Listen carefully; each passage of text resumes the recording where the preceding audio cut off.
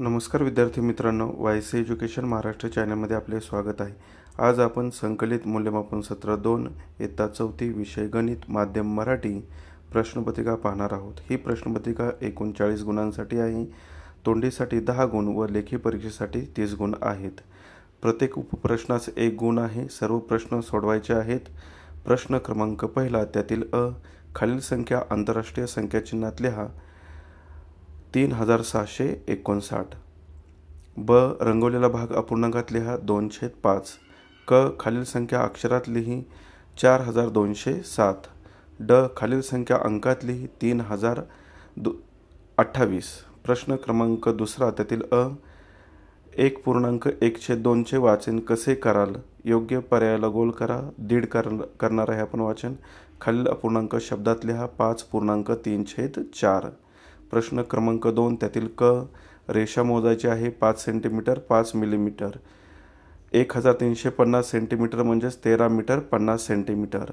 6 kilometre म्हणजेच 6000 metre. 3 centimetre म्हणजे 30 millimetre. प्रश्न क्रमांक 2, सोबतच्या आकृतीची परिमिती काढायची आहे। दिलेल्या सर्व बाजूंची बेरीज केली 15 आली म्हणजेच परिमिती 15। खालील गुणाकार करा। 60 गुणिले 24, अगोदर 4 ने गुणाकार केला 240 आले, त्यानंतर 2 ने गुणाकार केला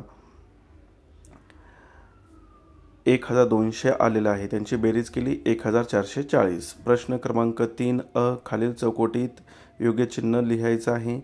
1/5 1/3 पेक्षा लहान आहे। प्रश्न क्रमांक 3, त्यातील ब, 1 लिटर पेट्रोलला 80 रुपये, याप्रमाणे 2.5 लिटर पेट्रोलची किंमत किती? उत्तर, 2.5 लिटर पेट्रोलची किंमत 200 रुपये असेल। प्रश्न क्रमांक 3 ड, एका आयताकार शेताच्या बाजू 50 मीटर 35 मीटर 50 मीटर व 35 मीटर आहेत, तर त्या शेताची परिमिती काढा। परिमिती 170 मीटर येणार आहे, कारण का परिमिती म्हणजे दिलेल्या सर्व बाजूंची बेरीज करायची आहे। प्रश्न तिसरा ई, एका खुर्चीची किंमत 525 आहे, तर अशा 12 खुर्च्यांची किंमत किती? 525 गुणिले 12, उत्तर 6300। प्रश्न क्रमांक 3, चौकट पद्धतीने गुणाकार करायचा आहे। 432 गुणिले 17 येथे गुणाकार करून दिलेला आहे, त्यानंतर त्यांची बेरीज करून दाखवलेली आहे। 7344 उत्तर आलेलं आहे। प्रश्न क्रमांक 4, लहानांक बनवायचा आहे 20347। प्रश्न क्रमांक 4 ब, सोडवून दिलेला आहे, उत्तर 3751। प्रश्न क्रमांक 4 क, अपूर्णांक एवढा भागाभोवती गोल करा। 10 पैकी 2 म्हणजेच 5 पैकी 1 म्हणून 2 स्टारला गोल केलेला आहे।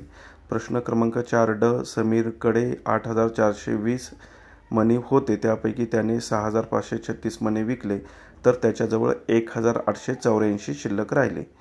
प्रश्न क्रमांक 5 अ आणि ब सोडवून दिलेला आहे, व्यवस्थित पहा। प्रश्न क्रमांक 5 क, खालील आकृतिबंध पूर्ण करा। प्रश्न क्रमांक 5 ड, 100 रुपये म्हणजे 20 रुपयांच्या 5 नोटा। प्रश्न क्रमांक 6 अ, 1/5 वाचन करायचं आहे। खालील आकृतीला किती कोण असतील? 5 कोण असतील।